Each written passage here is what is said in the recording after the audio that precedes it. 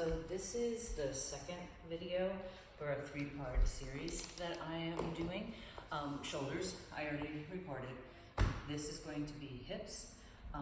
They can be done in conjunction with each other or totally separate, doesn't matter at all. The practice will be probably 20 minutes or so. Shoulders end up being about 20 minutes. And more mellow movement, deep movement, but not like rigorous chaturangas, that type of thing. So just more mindful. So let yourself just come on into hands and knees. If you do have a block or two, you might want them for this. If you don't, you can certainly make do even if you have like a pillow or something, or you just won't use any elevation, and that's totally fine also. So coming towards hands and knees, and just letting yourself just come into a few rounds of cat and cow. And if you like, this background looks vaguely familiar. Yep, it is. It's 4372 Post Road. It is now called Thrive. It's a co-op, and myself and a handful of teachers that you knew and loved from The Elephant are here, but there's also several other teachers from other studios too. So as you let yourself start to kind of roll through your spine, give yourself a moment to find a neutral spine. And meaning here, not saying flat back, I'm almost actually pushing up through my shoulders a little bit, but I'm keeping my belly firm. And then just pick up one of your legs and just circle around. And this could totally be done from down dog if you were feeling that instead. And after a handful of circles going one direction, try out the other. And then coil the knee up and in towards your belly, and then just step it up towards your hand. And if you need to kind of use your hand to help make that happen, you totally could. Scoot your right knee back a little bit. And then you might use your left hand just to give a bit of a press. So again, not going for super deep here, we're just starting to wake things up a little bit. And then depending on how tight you are, you can certainly let yourself kind of move out of it, drop in a little bit deeper. You could always come down to the right forearm if you felt like you wanted to there too. And then just give it another round of breath.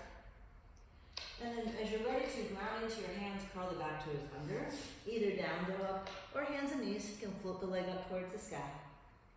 And then just letting your left leg lower down to meet the right. And then just take your right leg to the sky, or whatever leg you didn't just do. And then take a moment just coming towards hands and knees. Coil, circling around the knee. This could be done from down dog if you'd rather. After 2 or 3 circles, taking it each direction. And then think of just trying to use your belly to coil it up, and then just step it towards the outside of your right hand.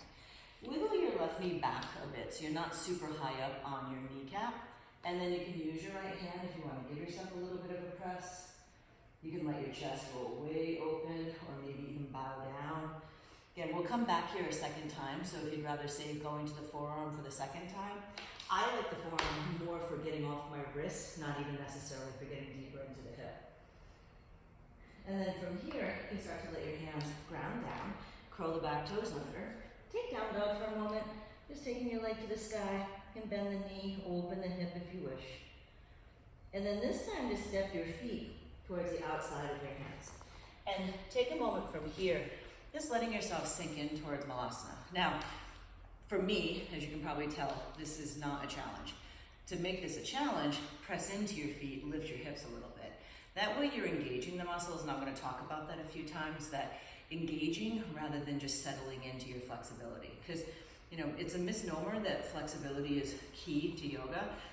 You're working on increasing it, but it actually can be bad if you're super flexible and you just sink into your flexibility all the time.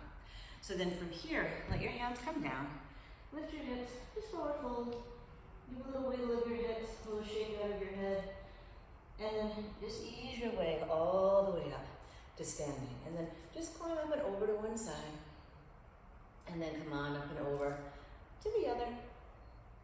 And then just come back to the center, and you can step your feet a little bit closer. Again, if you're missing chaturangas, you're more than welcome to add them in if you know what that is. I'm basically just going through standing poses and poses on the ground without that connection. So inhale, sweep the arms up high. On the exhale, forward fold. Step your right leg back, coming into warrior one. So angling your back foot, bending the front knee, and then just draw your arms up high. Now here, we're just trying to get a little bit of extra space through the hips. So you can let your arms press back, and then sink in. Press back, scoop to the sky. I said sink in, I don't know why I said that. Now, sink in, let your hands come down. Now, you can always bring your right hand to a block, reach your left arm forward, pull the left elbow into your belly, and see if you can bring it underneath your left leg. Now, you don't have to put the hands on the ground, you can actually keep them out to the side, but the idea is that you're letting yourself kind of push the arm into the leg to sink lower, but then pull against your arm with your leg. So it's kind of like you're trying to pull your hips up while your arm is trying to push your leg forward. Let your head hang heavy. I'm keeping mine lifted more so I'm not talking to the back of the room. Give it a breath. Now just unwind your arm from underneath your leg, lower down your shin, pull back and lengthen your left leg. Now the next video I'm going to do is going to be focusing more on the hamstrings, strengthening and lengthening, but this is more of a counter pose moment. Now from here, you're going to bend in towards the left knee, letting yourself move your left foot over towards the right edge of the mat like you're coming into half pigeon, but we're not staying traditional. You're going to let your hips rock towards the left. I know, blasphemous. And then you can take your back foot, bend the knee behind you. And this is just going to make it more available for you to twist. So left forearm can be on the ground, right in front of your shin. If you can catch the bottom of your foot with your leg, bottom of your foot with your leg, bottom of your foot with your arm, you can do that too. Press down into the hands to roll open. You could even just take this right arm and wrap it behind you. Some people like to rest their head in their hand. And just let yourself lean back. Give it another breath, and here you can be a little bit more relaxed in the foot, but keeping your foot relatively flexed this whole time will help protect your knees if you have any concerns about that. Now, throughout this hip part of the practice, if you wanted to, you could turn this off and stay in this pose for a couple more moments. I'm gonna only hold you here for about 3 more breaths, but any of the pigeon variations especially, you could certainly sit in quite a bit longer if you wanted to. Then from here, bring your chest, squaring it back off. Straighten out the back leg behind you. Now, again, not worried about keeping the hips totally level yet. Walk your hands over towards the left, really stretching out through your right hand, and you'll get a deeper stretch through your side waist. You could also press into the right arm, take the left arm behind you, and try to roll the chest open. Gets a little deeper into your outer hip and into your side waist. And then here, come back into the center.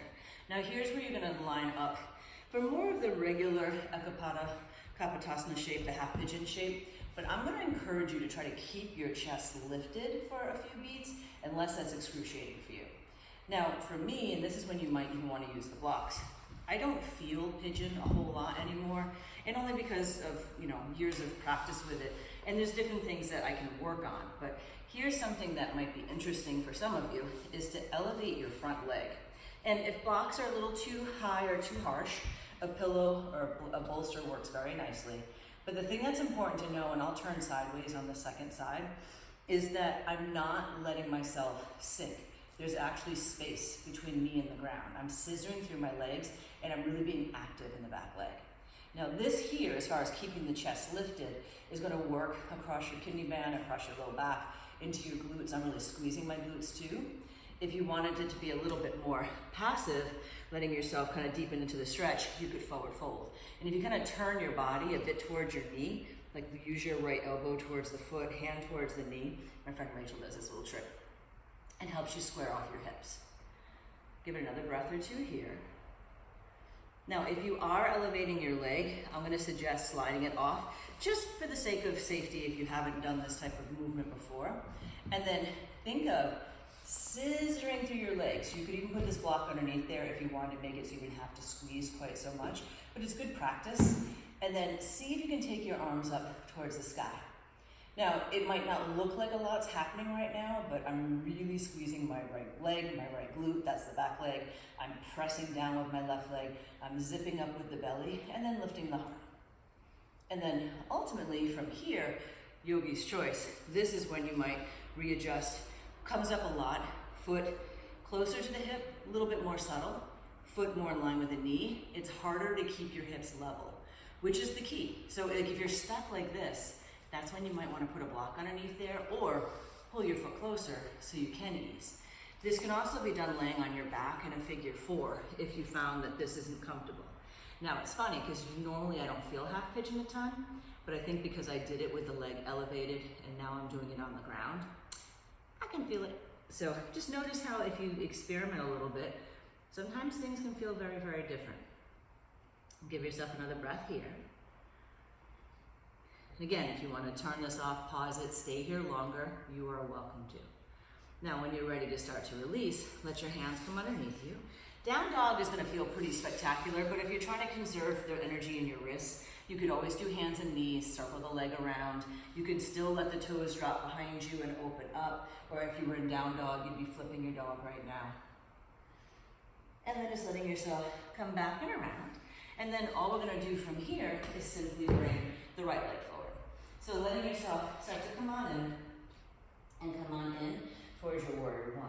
And draw the arms up. Now when you're ready, just exhale, let the arms press back. And I'm just turning sideways so you can have a different view. Same poses. Inhale, reach. Exhale, press back. Inhale, reach. Now one more time. This time as you let yourself sink back, take a moment to pause. And this is actually your right leg forward. Sorry, I said left, I think.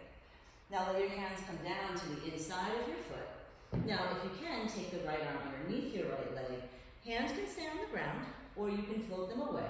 But think here, you're trying to sink in. So I'm pushing with my arm, but I'm pulling back with my leg. Give it another breath or so where you are. Then just go easy as you start to unwind the arm out from underneath your leg. You start to lower down the back shin, pull back, and lengthen your right leg. I'm sorry I cut off my head there for a second, but I knew I was staying closer to the ground. Now, from here, this is where we started to head towards the pigeon shape, and I'm going to face this way just so you can see a little bit different view. Bend in towards your knee and wiggle your foot over towards the left edge of your mat. Now, here's where we're going to break the rules. It's not necessarily your traditional pigeon yet, so let your weight rock to the right. If you want to, you can bend the back knee. This just makes it so you can twist more.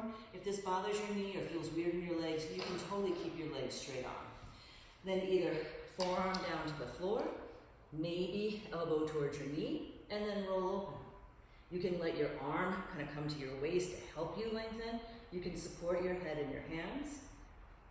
And just think of here as, in any of these poses, I'm very actively working through my glutes and my legs, even though I'm kind of focusing on the hips, staying connected to my legs, especially because I am on the more flexible side. Give it another breath where you are. Then start to unwind it. Now here's where we're going to twist away. So straighten out your back leg first. I'm moving down a little bit so I'm not cutting my head off. And then looking over to the right, you can stretch out through your left hand. Now you can just stay even, or if you want, roll the right hand behind you, opening up a little bit more to get the length in your side waist, so you're not getting too short. In your ribs, I mean. Another breath. And then here, coming towards the center. Now first, as far as elevating the front leg, I'm using 2 blocks, mostly just because of the length of my knee to ankle, because I want my whole leg to be, or the whole lower half of my leg to be on the blocks, rather than having the ankle kind of falling off. Now here's the difference of me just sinking into it. This is me actively working through the back legs. Because you don't want to just be sinking into it, because then you might be hyperextending somewhere, so you want to be really scissoring through your legs. Now you can play with lifting the chest, and for me here, this takes a lot of work. You could play with taking the arms up and away from the ground if you wanted to. And this again is going to zip up through your low back, through your glutes, through your legs. Now, you can keep the leg elevated if you're enjoying it, but it's the first time you're doing it, I would say to probably give yourself a bit of a break for a moment. Adjusting your right leg as you need to. And again, you can already fold forward, or if you want one more, a little zipping up. Draw the arms high. And I know for me, the muscles are contracting here very, very strongly. So I'm scissoring through my legs. I'm pulling up and away from the ground to help get out of my low back and open up more through the thoracic spine. Then you can let yourself come on down. And then here, folding forward. And you can choose. You can let yourself sink in, letting your forearms come down. Your left leg can be nice and long. If you want to turn off the video and stay here for a while, set a timer. Set a timer for like 5 minutes on each leg. It will feel interesting. Give it another breath or so where you are. Now from here, and again, this could be down dog. I'm doing hands and knees just to show you a more subtle option. Bring your hands underneath you. Start to pull back. Take that right leg up to the sky. Then circle it around. You can still open it up. So it's like you're doing the side plank shape, but you're doing it from here. And then just nice and easy, let yourself come back and around. And then here, just come towards the seat, bringing your feet into Baddha Konasana. Now, I learned this years ago, and I'm not even sure who I learned it from because I like to give credit to my teachers, so I apologize if it was you. So, taking a block and putting it in between your feet. And then use your hands behind you to sit up really nice and tall. I feel like it might have been Carla in Texas, but I can't remember. Now, try not to grip the block with your toes. Push into it with your heels. And you don't have to flare your toes open, but I know if I don't, I'll be too tempted to wrap my toes around the block because my toes are very flexible. But I'm pressing the heels into the block firmly. And then holding this for a handful of breaths. So what's happening here is you're actively creating space. So rather than trying to push your legs open, by using your strength to actively try to draw your knees down, and by having that resistance of the block, when we take this block out in a few moments, your legs are going to have a lot more space. Even if it doesn't look like it, you'll feel it. Now, soften the pressure. Take your block, go medium width, and then once again, actively pressing. So if I don't actively press, you'll see how my knees pop up. If I push into my heels, my knees can drop open more. Sitting up really, really tall, and I'm using my hands to help me stay tall. Give it another breath, and you can try to relax your toes. I'm doing some watching myself flare them. And then relax. Now, if you've ever had any kind of dislocation of hips or anything, you may not want to go with this widest one because it might be very wide for you. But if you can, wider, and then press your heels in. Again, letting your knees drop open and actively pushing your feet into the blocks to help make that happen. Give it another breath. And if you have the time, you can hold all of these longer. I'm not holding them super long just because of time. Now, take the block, go back to your medium width. Wait, that's not the right one. That's it. Medium width. And you'll probably start to feel your legs are actually starting to relax a little bit more. It's not taking as much effort to bring your knees wide. Then you can take the block, bring it back to this thinner. So you don't usually have to hold it as long on the way back in. And then nice and easy here, take the block out, wiggle your feet together. And again, you might not feel like it looks different, but I'm almost can guarantee you'll feel a bit more relaxed. Now you can stay tall or folding forward. And honestly, sometimes I like folding forward, sometimes I don't. But think of, instead of trying to just bring your head down towards your feet, think heart forward. So your spine is really long, tailbone is back. Because if you go like this, it's actually going to create some shortness, and you'll probably actually feel a little bit uncomfortable in your low back. So heart forward, even if that means you stay up nice and high. And then here, just let yourself come on up. Unwind your legs. Take a little windshield wiper of your legs. Now, if you like happy baby, and it's the last pose I'm going to suggest for the moment, you can always come down your back, hold on to your feet. You might just stay here. You can lengthen one leg and then the other, coming into more of a straddle if you wish. And then giving yourself a moment to pause. And if you like, the next video is going to be hamstrings. You don't necessarily have to go from this one to that one, but they'll feel even better if you do.